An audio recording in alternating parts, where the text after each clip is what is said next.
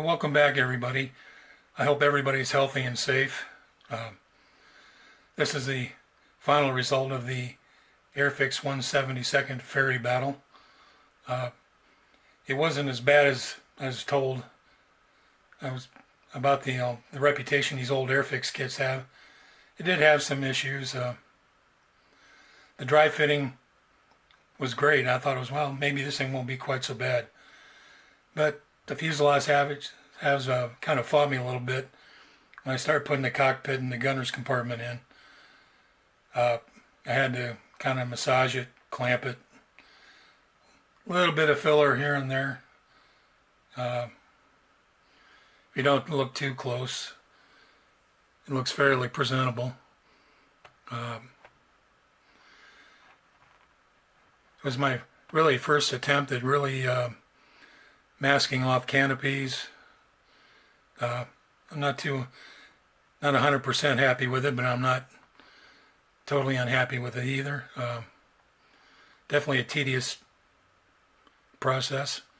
It was also my first attempt at using that easy line for the radio antenna.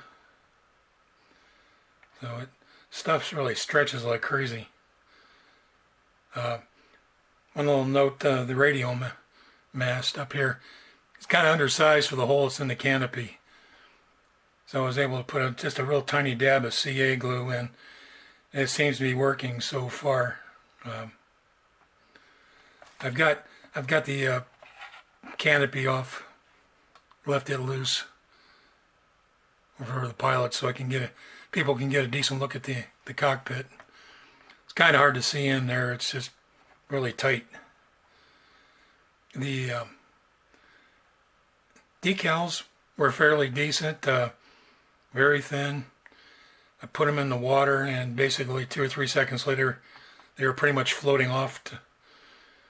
But with some microset, I got them to stick down pretty good. So give it a spin. I originally planned on building this plane wheels down, and with the rear machine gun exposed. Well, as far as the wheels are concerned, call me Captain Crunch, and I think some elves come in the middle of the night and stole my machine gun. Consider it was still in the sprue. I still have no idea where it's at. So I at least had another option available in the kit with the hatch closed. So the paints I used for the brown color were the Vallejo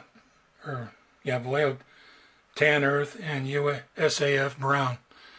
About a 50-50 mix. Didn't have anything ready to go, and I used the Tamiya Deep Green. And for the underneath, use the semi-gloss black Tamiya. And I'd come up with a kind of the light blue underneath the main part of the fuselage. I don't have it here. I had to mix it up a little bit too. So yeah, right now the propellers in there just friction fit. I had a little bit of a struggle with the landing light lenses. Had to go in there with a little bit of a file and do some plastic surgery. But I got them to get in there and get seated fairly decently. See if I can flip this up here without boogering it up. So there's the end of the wings. There's some really big decals. So, and I definitely need to go back in and kind of add some more setting solution. That rough surface of the raised rivets and panel lines is really kind of tough to lay down a smooth decal. So overall, like I say, I enjoyed it. It helped me kick up my modeling skills up a little bit more. So learned a few things too. about the battle. It was the first RAF plane put into service with the Merlin engine. It beat out the Hurricane by a couple of months. In spite of that, though, this plane was definitely outclassed by the German aircraft. I mean, it was about 100 miles an hour slower than the Messerschmitt 109s.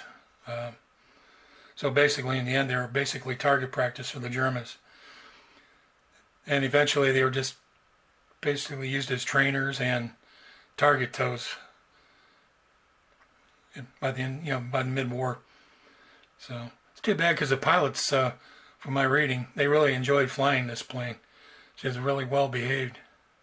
So, and also wish that Airfix would re-release it with the new molds.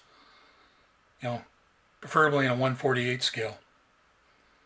So, Classic Airframes does make a 1/48 scale in this for a battle, but they got some really crazy prices on it. So, hopefully, in the not too distant future, Airfix, like a lot of the other old kits, will start doing new tooling.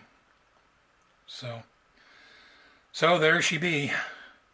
I got plenty of more white box Airfix kits in my stash, so one of these days. So I'd like to thank you all for sticking around, and like I say, stay safe, stay healthy, and until next time,